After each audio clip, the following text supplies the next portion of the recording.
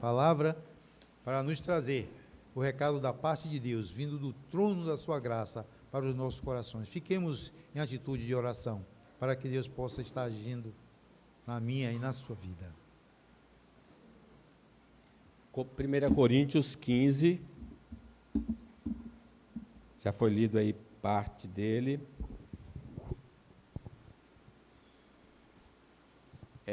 Não existe, meus irmãos, uma ordem divina estabelecendo um calendário para a comemoração tanto da morte quanto da ressurreição. Nós pegamos apenas o gancho que é comum, implantado pela Igreja Romana, que ele fala da semana da morte de Cristo, né? E hoje seria a ressurreição.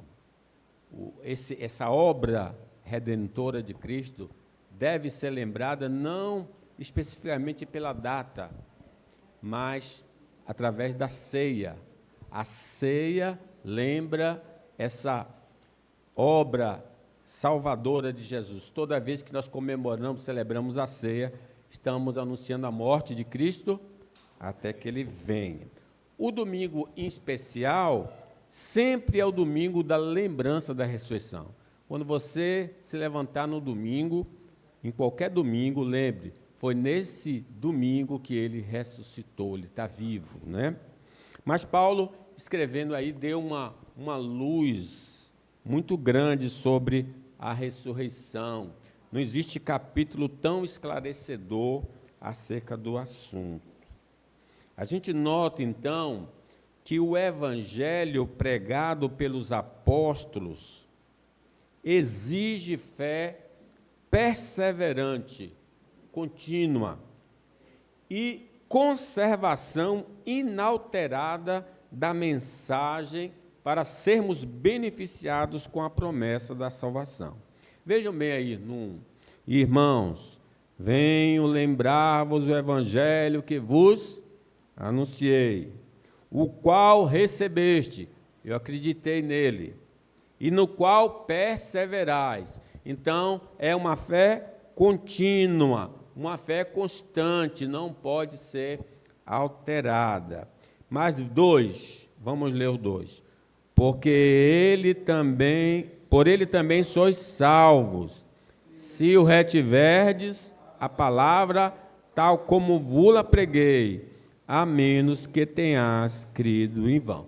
Então, esse evangelho anunciado pelos apóstolos não pode ser modificado. Temos de aceitá-lo integralmente, conforme está nas Escrituras. Não devemos ser como os irmãos da Galácia, que estavam abraçando um outro evangelho, um evangelho adulterado, né? A gente nota por aí que a fé no evangelho não pode ser uma coisa esporádica, temporária, mas contínua para recebermos o prometido. Sem fé é impossível agradar a Deus. Essa fé salvadora só está presente naquele que crê no evangelho pregado pelos apóstolos de Cristo e que estão registrados, em especial, no Novo Testamento. Não é qualquer tipo de fé, é fé no evangelho anunciado pelos apóstolos de Cristo. O falso evangelho acrescenta vários adornos e tira o foco exclusivamente em Cristo para a salvação. Foi o que fez a Igreja Romana. A Igreja Romana, além de pregar Cristo, diz que Maria é co-salvadora, co-redentora. Então, acrescentou enfeites. Então, não é mais o evangelho do nosso Senhor Jesus Cristo. O evangelho é aquele que diz que em nenhum outro nome há dado entre os homens, pelo qual importa que sejamos salvos. O evangelho pregado pelos apóstolos consiste da morte expiatória de Cristo pelos pecados dos que creem. Aquela morte ali não foi uma morte comum. Olha o versículo 3. Mas, antes de tudo, vos entreguei o que também recebi, que Cristo morreu por nossos pecados, segundo a Escritura. O pastor falou na quinta-feira sobre a expiação. Foi uma morte expiatória. Ele pagou toda a nossa dívida pecaminosa ali na cruz do Calvário. Cristo pagou com a vida, nossa dívida diante do Pai, porque diz: sem derramamento de sangue não há perdão de pecados. Então ele derrama a sua vida ali em nosso favor. Quem não tiver seus pecados punidos em Cristo, será punido eternamente no lago de fogo. Então, se você não se lavar no sangue do Cordeiro, você está sujo espiritualmente. E quando estiver na presença do Pai, Ele não vai lhe aceitar e lançará você no lago que arde com fogo e enxofre, que significa a segunda morte. O pecado não será esquecido, mas punido. Está na lei de Deus, né? O salário do pecado é a morte. O pecado tem de ser punido. Ou será punido em Cristo, se eu aceitá-lo como Senhor e Salvador, ou você será punido por causa dos seus pecados. O evangelho pregado pelos apóstolos consiste também do sepultamento e ressurreição de Cristo. Veja o versículo 4, leamos. E que foi sepultado e ressuscitou ao terceiro dia, segundo as Escrituras. Então é o domingo, ele morre na sexta, ressuscita no domingo. Esta é a mensagem apostólica. Não só que ele morreu, mas que ele foi sepultado e ressuscitou ao terceiro dia. A morte de Cristo era necessária para satisfazer a exigência da lei, que é a punição pelos pecados. A ressurreição de Cristo era necessária para atestar sua inocência e sinalizar que nossa dívida foi paga. Porque diz assim, olha, ele morreu pelos nossos pecados e ressuscitou para a nossa justificação. Como é que eu sei que eu estou justificado? É que ele levantou dos mortos ao terceiro dia. É a evidência, é a prova cabal que nossos pecados foram de fato pagos por Cristo. Se ele permanecesse na morte, então ele cometeu erro e aí o sacrifício dele foi inútil. A ressurreição de Cristo, então, aponta para a nossa nova vida e garantia da nossa ressurreição física. Se ele ressuscitou, significa que ele também nos dá uma nova vida. E se ele ressuscitou, ele está dizendo para mim e para você, ainda que os cabelos brancos de alguns aqui, pastor Hernani gosta de dizer, cada cabelo branco é a morte querendo abraçar o sujeito. Pastor Cândido já está ali, a irmã Cecília, e alguns aqui, pastor também. Então, a morte está querendo nos abraçar, mas você pode dizer no seu coração, eu vou ressuscitar dos mortos, como Cristo ressuscitou também, né? O evangelho pregado pelos apóstolos era anunciado por testemunhas oculares da ressurreição. Foram pessoas que viram Jesus ressurreto. Observe, versículo 5. E apareceu a Cefas e depois aos 12. Possivelmente esse Cefas, Pedro, deve ser aquele dos dois, um dos dois do caminho de Emaús. E depois aos 12. Depois foi visto por mais de 500 irmãos de uma só vez, não só os 12, né? Dos quais a maioria sobrevive até agora, isto é, quando a epístola foi escrita, porém alguns já dormem. Depois foi visto, aí ele fala uma lista de pessoas. Depois foi visto por Tiago, mais tarde por todos os apóstolos, e afinal, depois de todos, foi visto também por mim como um nascido fora de tempo. O apóstolo Paulo não viu no terceiro dia o Cristo ressurreto, mas viu o Cristo redivivo no caminho de Damasco, porque o próprio Senhor lhe apareceu a ele.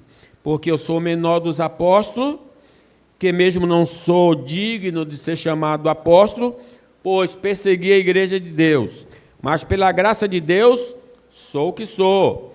E a sua graça que me foi concedida não se tornou vã. Antes trabalhei muito mais do que todos eles, todavia não eu, mas a graça de Deus comigo. E aí o que nos interessa em especial, o 11, leamos.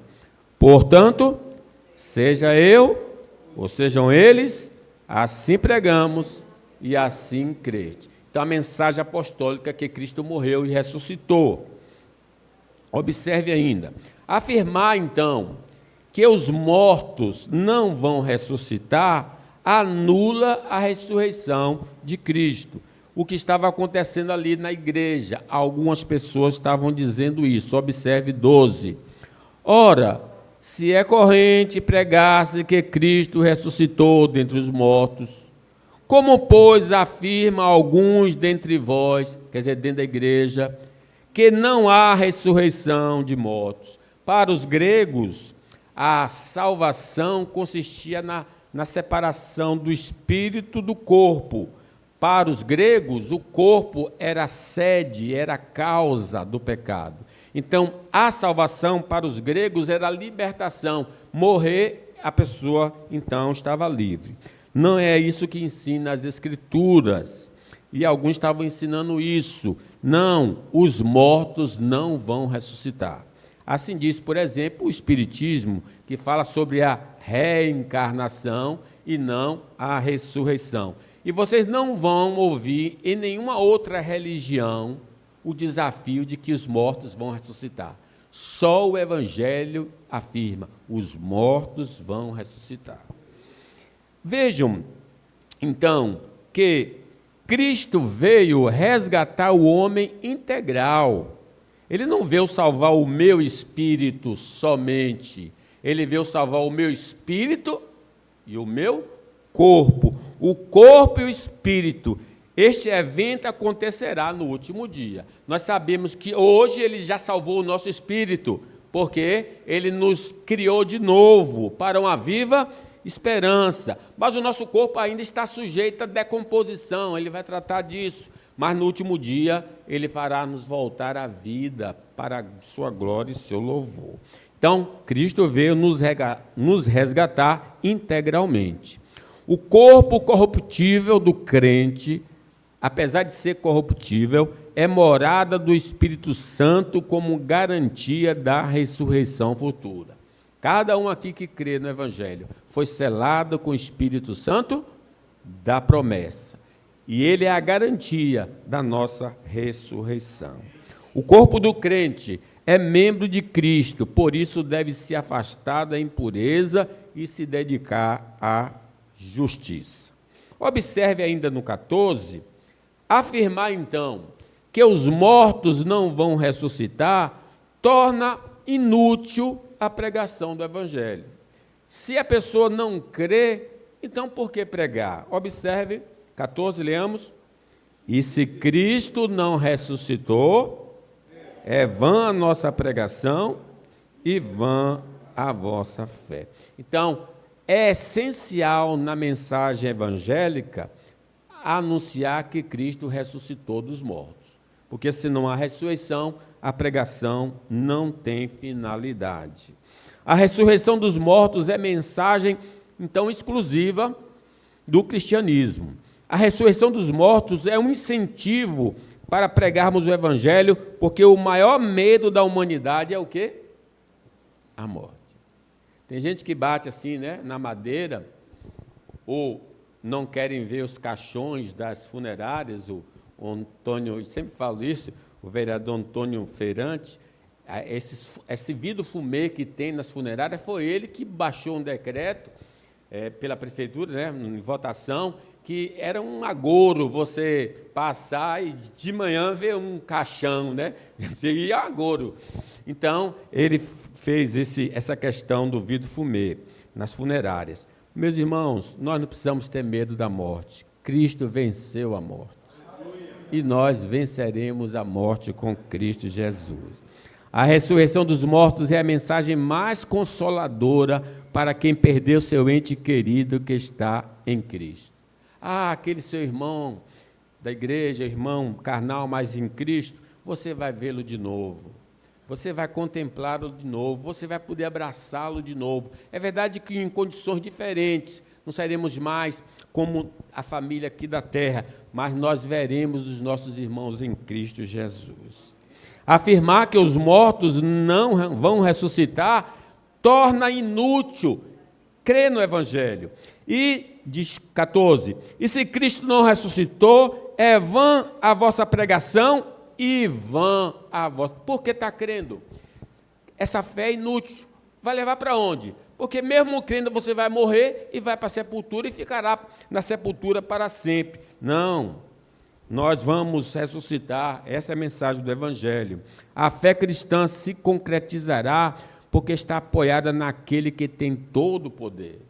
Deus é poderoso para fazer muito mais do que pedimos ou pensamos. Essa fé cristã se concretizará porque está apoiada na palavra do Deus vivo. Os céus e a terra passarão, mas as minhas palavras não hão de passar.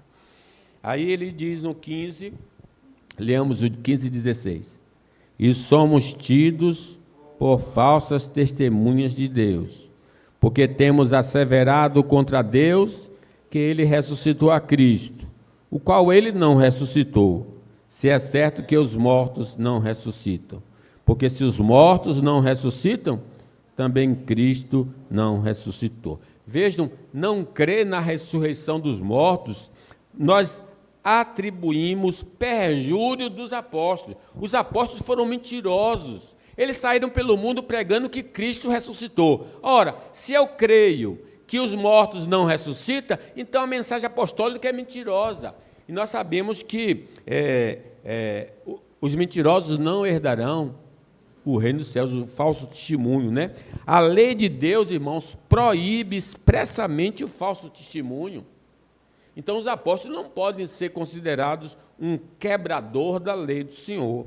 A mentira é uma arma do diabo para afastar os homens da verdade. Quem diz, quem nega que Cristo ressuscitou e que os mortos vão ressuscitar é o diabo, o pai da mentira. Ele é mentiroso. Negar a mensagem cristã é tornar Deus mentiroso. É interessante porque os apóstolos, quando pregavam, falavam no nome de Deus. Se eles são mentirosos, Deus é mentiroso porque estava usando eles para anunciar uma mentira. Afirmar que os mortos não vão ressuscitar invalida a morte de Cristo pelos nossos pecados. Leamos 17. E se Cristo não ressuscitou, é vã a vossa fé e ainda permaneceis nos vossos. Então vejam, apesar de a gente dar ênfase na morte de Cristo, mas o perdão dos pecados só se concretiza com a ressurreição de Cristo. Então, eles estão associados. Não posso dar ênfase na cruz sem falar que ele levantou do túmulo ao terceiro dia. E não somente por causa dele está escrito que ele foi levado em conta, mas também por nossa causa, posto que a nós igualmente nos será imputado, a saber, a nós que cremos naquele que ressuscitou dentre os mortos, a Jesus, nosso Senhor, o qual foi entregue por causa das nossas transgressões e ressuscitou por causa da nossa justificação. Afirmar que os mortos não vão ressuscitar é tornar inútil servir a Deus. Leamos o 18 e 19. E ainda mais, os que dormiram em Cristo pereceram. Se a nossa esperança em Cristo se limita apenas a esta vida, somos os mais infelizes de todos os homens. Até aí.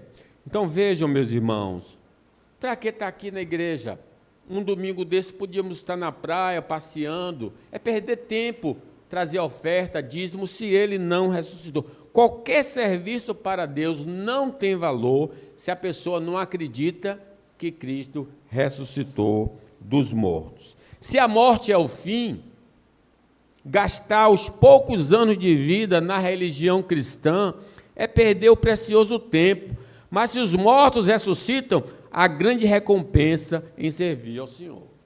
Que coisa gloriosa. Se eu estou aqui e os mortos não ressuscitam, eu estou perdendo o meu tempo.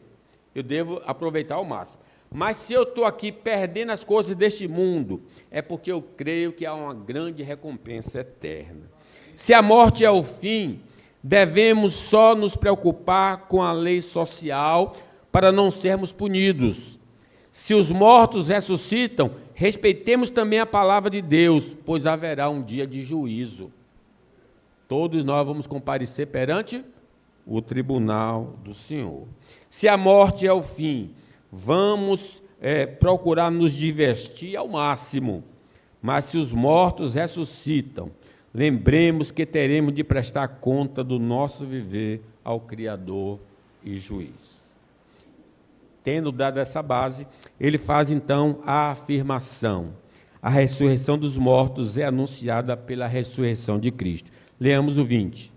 Mas, de fato, Cristo ressuscitou dentre os mortos, sendo ele as primícias dos que dormem. O que quer dizer isso, primícias? Ele é o primeiro da ressurreição que não morre mais. Cristo é o modelo. Ele ressuscitou para não mais morrer. E depois dele, nós também vamos o acompanhar, porém não agora. A ressurreição de Cristo é a garantia, é a prova da nossa própria ressurreição. O terror da morte é vencido com a crença na ressurreição de Cristo. A morte não é o fim, mas a mudança temporária do crente para o mundo da realidade invisível. Paulo disse: o meu desejo é partir e estar com Cristo, que é incomparavelmente melhor. A ressurreição dos mortos é obra de Cristo, mas a morte é obra do primeiro Adão. Vamos ler o 21? Visto que a morte veio por um homem, também por um homem veio a ressurreição dos mortos. Que ligação ele faz? Por um homem entrou o pecado, pelo pecado, a morte passou a todos os homens. Então, Adão trouxe a morte para nós, e Cristo trouxe a vida eterna ou a ressurreição. Que coisa gloriosa, né? A desobediência a Deus sempre conduz à morte, mas a submissão ao Senhor, à vida. Quem quer viver, precisa obedecer a Deus, precisa crer em Deus. O destino eterno de um indivíduo é conhecido pela sua submissão à palavra do Senhor. Pelo fruto se conhece? Não. Se eu não estou obedecendo a Deus, certamente eu não participarei da vida eterna. Os maus querem os benefícios do Senhor, mas não fazem nenhum esforço para andarem no caminho de Deus. Vão ficar decepcionados no dia do juízo final. Aí no 22, leamos. Porque assim como em Adão todos morrem, assim também todos serão vivificados em Cristo. Aqui fica, às vezes, confuso, mas percebam, todo mundo que está em Adão está morto no primeiro Adão. Todo mundo vai morrer porque está em Adão. Mas agora, na segunda parte do versículo, assim também todos que estão em Cristo serão o quê? Vivificados. Se em Adão eu morro e o cemitério está aí para provar que nós vamos morrer, porque nós somos descendentes de Adão, porém, se eu creio em Cristo, assim como ele ressuscitou, nós também ressuscitaremos. É a garantia maravilhosa. Não vos maravilheis disto, porque vem a hora em que todos os que se acham no túmulo ouvirão a sua voz e sairão, os que estiverem feito o bem para a ressurreição da vida, os que tiverem praticado o mal para a ressurreição do juízo. Todo homem natural está em Adão, mas só passamos a estar em Cristo pela fé em sua obra redentora. Não é frequentar a igreja, é aceitar Jesus como Senhor e Salvador. Se você não aceitou Jesus como Senhor e Salvador, você não mudou de time, está no time perdedor de Adão. Se você quer time vencedor, aceite Jesus como Senhor e Salvador. Todos os mortos ressuscitarão, tanto incrédulos como crentes. Mas nem todos irão para o lugar de prazer. Somente os que estão em Cristo usufruirão da vida eterna. Os que ressuscitarem em Cristo vão ouvir: vinde benditos do meu Pai, possuir por herança o que está reservado para vós desde a fundação do mundo. Aos que não creram no Evangelho, ouvirão: apartai-vos de mim, malditos, para o fogo eterno, preparado para o diabo e seus anjos. O período de chance que temos de passar de Adão para Cristo é durante nossa existência física, que pode ser interrompida a qualquer momento. Hoje, se ouvires a voz do Senhor, não endureça o coração.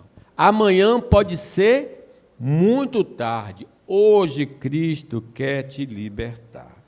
A ressurreição dos mortos para a vida eterna, quando acontecerá? Olha aí no 23, leamos. Cada um, porém, por sua própria ordem. Cristo, as primícias. Depois, os que são de Cristo, na sua vida. Então, quando é que os crentes em Cristo vão ressuscitar? Quando Jesus voltar com poder e grande glória. Por isso, a igreja deve fazer a oração: Maranata, ora vem, Senhor Jesus. A data do retorno de Cristo não foi revelada ao homem nenhum, mas os falsos profetas alegam saber esse dia. Os mentirosos dizem que sabem o dia e a hora da volta do Senhor. As promessas de Deus só se concretizam no tempo determinado por Ele. Não devemos determinar a sua realização para não sermos envergonhados e causar escândalo, então, ao Evangelho. A ressurreição dos mortos vai marcar a destruição da morte, o último inimigo. 24 a 26, leamos. E então virá o fim, quando ele entregar o reino a Deus e Pai, quando houver destruído todo o principado, bem como toda potestade e poder, porque convém que ele reine até que haja posto todos os inimigos debaixo dos pés. O último inimigo a ser destruído é. Então, não creia se alguém dizer que encontrou um medicamento que vai fazer você viver para sempre. Não tem esse medicamento. O último inimigo a ser vencido será? E quando? Quando Jesus voltar com poder e grande glória. Nesse dia a morte não terá mais poder algum. Infelizmente, enquanto Cristo não volta, nós vamos, infelizmente, enterrar muitos irmãos, participar de vários sepultamentos de irmãos, porque é o período que a morte aparentemente parece estar vencendo. A morte nos separa dos queridos, mas nosso espírito se aproxima de Deus, dos anjos e dos santos nos céus. Nosso corpo fica aqui na terra, nosso espírito volta para Deus que o deu, e lá nós vamos encontrar Maria Lúcia, vamos encontrar Marlene e todos os irmãos que já estão no estado de glória ali, no estado intermediário de glória, né? E Paulo diz que é muito bom estar naquele lugar. A morte entristece, mas a ressurreição restaura a esperança. É por isso que é diferente no sepultamento do crente. Sim, é tristeza porque ele partiu, mas ao mesmo tempo é alegria porque ele está na presença de Deus. E mais alegria ainda porque ele vai ressuscitar quando Jesus voltar. Então há uma tristeza, mas também há um consolo que só o Evangelho pode produzir. Pode perceber, se você duvida disso, vai no cemitério e fica assistindo às cerimônias fúnebres e você nota um grupo em desespero, porque sabe que morreu, não tem mais jeito, não tem esperança de vida eterna e, na verdade, vai para o fogo eterno, né? A morte entristece, então, mas a ressurreição restaura a esperança. Os dias da morte estão contados. Seu sepultamento será no retorno de Cristo. Então, tem um livro que diz: a morte da morte na morte de Cristo. A morte morreu. Quando? Quando Cristo morreu pelos nossos pecados. Ela não tem mais poder sobre nós. A ressurreição dos mortos marca o término do ministério redentor de Cristo e início do reinado do Pai. Observe, 24 a 28. Leamos. E então virá o fim, quando ele entregar o reino ao Deus e Pai, quando houver destruído todo o principado, bem como toda a potestade e poder. Porque convém que ele reine, Cristo, até que haja posto todos os inimigos debaixo dos seus pés. Porque todas as coisas sujeitou debaixo dos pés. E quando diz que todas as coisas lhe estão sujeitas, certamente exclui aquele que tudo lhe subordinou. Quando, porém, todas as coisas estiverem sujeitas, então o próprio Filho também se sujeitará àquele que todas as coisas lhe sujeitou, para que Deus seja tudo em todos. Então haverá um momento que o Filho vai passar o reino ao Pai, e aí é a glória eterna para sempre. Louvado seja o nome do Senhor, né? Nesse momento, a impecabilidade fará parte da nossa nova natureza. Não necessitaremos mais de um Salvador. Não mais precisaremos de fé e esperança, porque veremos Deus face a face. Não usaremos mais a armadura, porque nossos inimigos estão todos destruídos. Haverá um novo céu e uma nova terra. A ressurreição dos mortos. Qualquer dedicação ao Evangelho, correta ou incorreta, será inútil, pois morrendo não receberemos nenhuma recompensa. Veja aí no versículo 29 a 30. De outra maneira, que farão os que se batizam por causa dos mortos? Se absolutamente os mortos não ressuscitam, por que se batizam por causa dele? É o versículo que ninguém sabe explicar, e eu também não vou aqui dizer que tive uma revelação, que eu não sei o que ele está dizendo. Não sei o que está dizendo esse versículo. Batizar pelos mortos. E porque também nós nos expomos a perigo a toda hora, no caso, os apóstolos pregando o Evangelho. Dia a dia morro, e eu protesto, irmãos, pela glória que tenho a vós outros em Cristo Jesus nosso Senhor. Se como homem lutei em Éfeso com feras, que me aproveita isso se os mortos não ressuscitam? Comamos e bebamos, que amanhã morreremos. Ele está querendo dizer isso. Ó. Rapaz, se os mortos não ressuscitam, todo o nosso trabalho é inútil. Não tem por que estar aqui na igreja ou fazendo as obras de Deus, né? A ressurreição dos mortos. Tomar cuidado com o falso evangelho, para não ser afastado do verdadeiro evangelho. Versículo 33 e 34. Leamos. Não vos enganeis. As más conversações corrompem os bons costumes. Tornai-vos à sobriedade, como é justo, e não pequeis, porque alguns ainda não têm conhecimento de Deus. Isso digo para vergonha vossa. Então, aqueles que estavam induzindo a igreja a não crer na ressurreição, Paulo estava advertindo: rapaz, nem tudo que reluz é ouro. A gente já acha que o sujeito é crente com a Bíblia na mão. Quem foi que disse que um homem com a Bíblia na mão é crente? Você tem de fazer algumas perguntas específicas para ele. A ressurreição dos mortos. Que corpo? Como é que será o corpo nosso? Observe o 35 a 37. Leamos. Mas alguém dirá: como ressuscita os mortos? E em que corpo vem? Essa pergunta é de incrédulo. É a pergunta daquelas pessoas que não criam na ressurreição, então estavam argumentando, fazendo esse tipo de argumento. Olha a resposta de Paulo. Insensatos ou ignorantes, o que semeias não nasce se primeiro não morrer. E quando semeias, não semeias o corpo que há de ser, mas o simples grão, como de trigo ou de qualquer outra semente. Então, o corpo atual que nós temos vai desaparecer para dar lugar a um corpo glorioso da ressurreição. A ilustração é: pega um feijãozinho, a semente que a gente conhece muito, você bota na terra, com o tempo ela vira uma plantinha, houve uma modificação. Então, nosso corpo desce de um jeito, hoje, mas quando ressuscita, ressuscita com um corpo diferente, totalmente diferente do atual. Diferente em essência, certo? A gente vai ver aqui. O corpo glorioso da ressurreição é um ato poderoso de Deus, nosso Pai. Vejam aí. Mas Deus, 38, mas Deus lhe dá o corpo como lhe aprover dar, e a cada uma das sementes o seu corpo apropriado. Então, todo o corpo das sementes, que a aparência da semente, né, das plantas, é Deus que dá.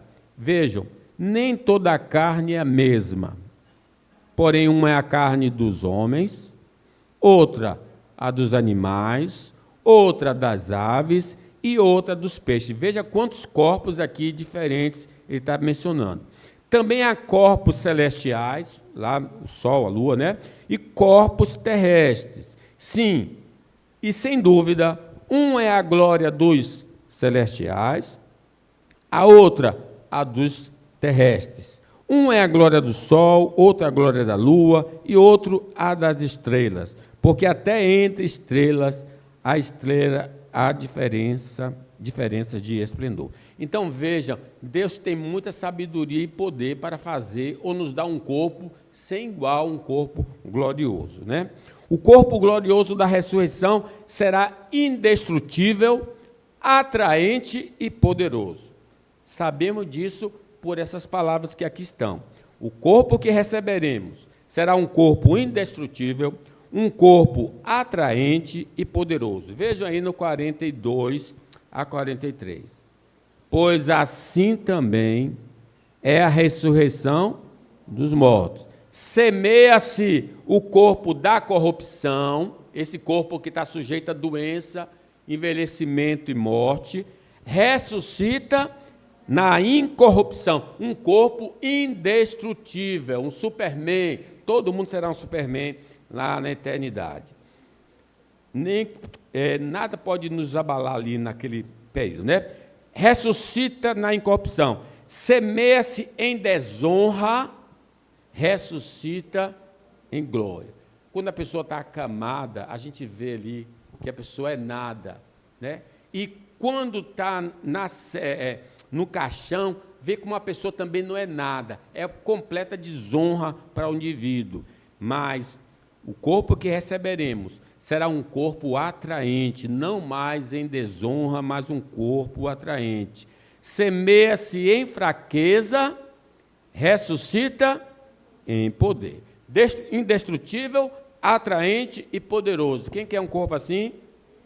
Aceite Jesus como Senhor e Salvador, para ter esse corpo. No shopping center você não vai encontrar. Na boca do rio, aqui no comércio, você não vai comprar.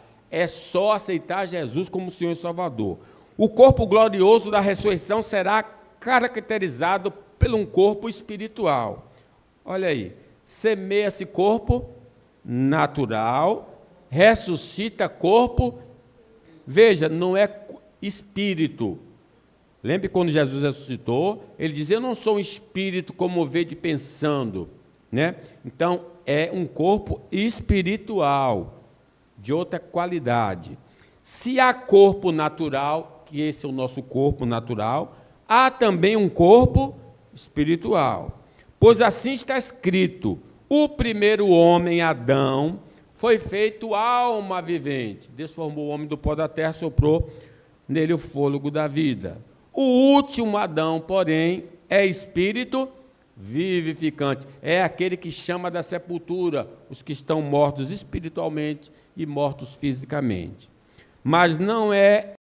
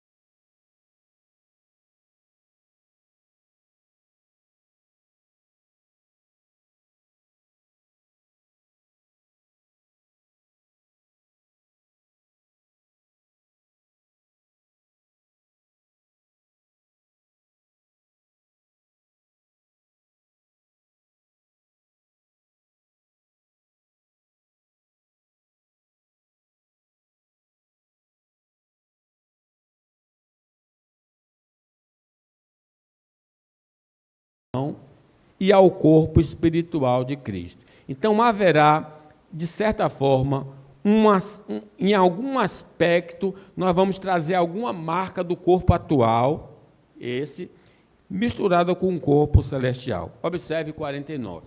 Leamos. E assim, como trouxemos a imagem do que é terreno, devemos trazer também a imagem do celestial.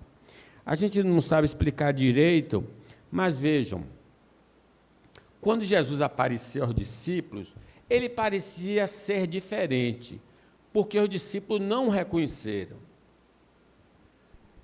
Outra coisa que o corpo de Jesus era diferente é que os discípulos estavam trancados em um lugar com medo dos judeus e de repente Jesus apareceu entre eles. Como é que ele consegue se transportar? Porque ele é um corpo espiritual. Mas ao mesmo tempo, quando os discípulos duvidaram se era ele disse, sou eu mesmo, olha aqui o meu lado, a marca, a cicatriz nas mãos. Então Jesus, toque em mim, venham perceber. Então, o que eu quero dizer é o seguinte, haverá, não em essência, nosso corpo atual, nós não teremos essa qualidade, mas algum aspecto do corpo de hoje terá alguma coisa de continuar na eternidade, certo? Agora, não me pergunte com detalhes. Por exemplo, se eu sou baixinho, eu vou continuar baixinho? Se eu sou alto, aí eu não posso me deter nisso. Mas se você tem queixa, fala logo com Deus, peça a Ele um corpo mais altinho, né? Sim, sem o corpo glorioso da ressurreição, sem um corpo glorioso da ressurreição, não podemos participar do reino de Deus. Versículo 50. Isto afirmo, irmãos, que carne e sangue não podem herdar o reino de Deus. Então, esse corpo que nós temos hoje não pode entrar no novo céu e na nova terra. Tem de ter um corpo espiritual. Então, descontinuidade, né? Nem a corrupção herdar a incorrupção. Talvez alguém levante assim, pastor, e Elias? E Enoque, que não morreram, certamente eles tiveram algum tipo de transformação para estar vivendo lá naquele estado. Não pode ser um corpo como o de hoje. Os crentes vivos, quando Jesus voltar, terão seus corpos transformados pelo poder de Deus para poder entrar no reino eterno. Leamos os 51, 52, já está terminando. Eis que vos digo um mistério, nem todos dormiremos, isto é, nem todo crente vai passar pela morte física, mas transformados seremos todos. Quando isso vai acontecer? Veja aí, 52.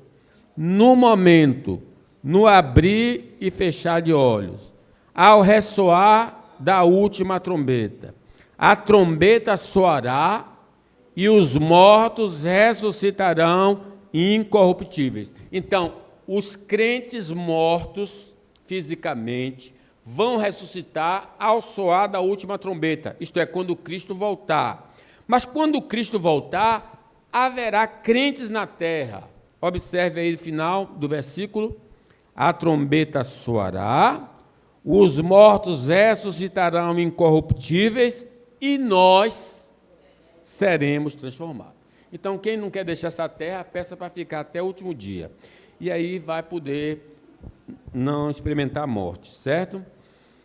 Com o corpo glorioso da ressurreição, a morte não poderá mais nos alcançar. Quando Deus transformar o nosso corpo abatido para o corpo glorioso, a morte perde completamente o poder sobre nós. 53, leamos. Porque é necessário que este corpo corruptível se revista da incorruptibilidade, e o corpo mortal se revista da imortalidade. E quando este corpo corruptível se revestir da incorruptibilidade, e o que é mortal se investir da imortalidade, então se cumprirá a palavra que está escrita: tragada foi a morte pela vitória. Agora nós somos imunes à morte, com esse corpo da ressurreição. Aí vem o cântico. Olha o cântico. Onde está, ó morte, a tua vitória? Onde está, ó morte, o teu aguilhão? O aguilhão da morte é o pecado. O salário do pecado é a morte. E a força do pecado está na lei. Pela lei vem um pleno conhecimento do pecado. Graças a Deus, que nos dá a vitória por intermédio de nosso Senhor Jesus Cristo. Nós vencemos a morte em Cristo Jesus. Então, estar na igreja é perder tempo? Trabalhar para Deus na SAF, na mocidade, na UPH ou qualquer outro tipo de atividade é perder tempo? Ele disse não. Leamos o 58 para concluir. De pé. Portanto, meus amados irmãos, sede firmes, inabaláveis e sempre abundantes na obra do Senhor, sabendo que no Senhor o vosso trabalho não é vão. Louvado seja Deus.